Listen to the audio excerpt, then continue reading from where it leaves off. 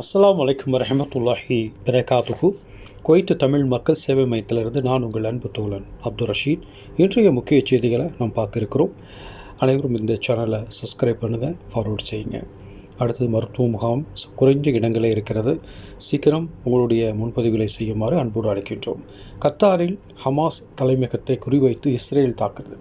Qatar தலைநகரம் தோகாவில் அமைந்திருக்கக்கூடிய Hamas அரசியல் பிரிவு அலுவலகத்தை குறிவைத்து இஸ்ரேல் வான்வெளி தாக்குதல் நடத்தியது. இதனால் பலவிதமான பிரச்சனைக்குள்ளாக்கப்பட்டிருக்கிறது கத்தார் நாடு.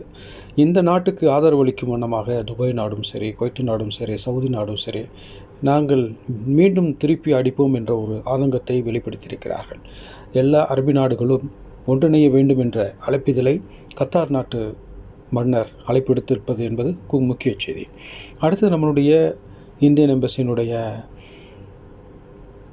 அம்பாஸ்டர் அவர்கள் கூடிய விரைவிலே என்ன செய்கிறார், கென்யாவுக்கு அம்பாஸ்டராக செல்ல இருக்கிறார் என்பது ஒரு முக்கிய தகவல். இப்போ பரபரப்பாக ஓடிக்கொண்டிருக்கக்கூடிய நேபாளத்தில் போராட்டக்காரர்களோடு அதிகமாக வெடித்து கொண்டிருக்கிறது. அந்த ஊடகங்கள் பார்க்கின்ற ஒவ்வொரு விஷயத்தையும் பார்க்கும்போது பங்களாதேஷில் நடந்த சம்பவம் ஞாபகத்து வருகிறது.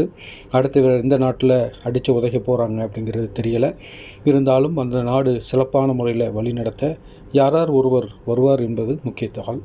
அடுத்தது பார்த்திங்கன்னா, இந்த ஹாஸ்பிட்டல் ஒட்டினிய இடத்துகளெல்லாம் நிறைய வண்டிகளை என்ன செஞ்சுருக்காங்க அப்படின்னா 382 வாகனங்கள் விதிமீறலுக்கு உட்பட்டு நிறுத்தப்பட்டிருக்கு அப்படிங்கிற ஒரு செய்தியை சொல்லப்பட்டிருக்கு. ஜஹரா மருத்துவமனையில் மட்டும் 199 வாகனங்கள் நிறுத்தப்பட்டிருக்கு அப்படிங்கிற ஒரு முக்கிய தகவலை சொல்லியிருக்காங்க. மேலும் வாகன ஓட்டிகளாக இருக்கக்கூடிய சகோதரர்கள் தயவுசெய்து பார்க்கிங் இருக்கக்கூடிய இடத்துல வண்டியை நிப்பாட்டினீங்கன்னா உங்கள் மேலே ஃபைன் வராமல் தடுக்கப்படும் என்பது முக்கிய தகவல். நாங்கள் சொன்ன செய்திகளெல்லாம் உங்களுக்கு பிடித்திருக்கும் என்று நாங்கள் நம்புகின்றோம். மீண்டும் நாளை பொழுது சந்திப்போம் இன்ஷா அல்லாஹ்.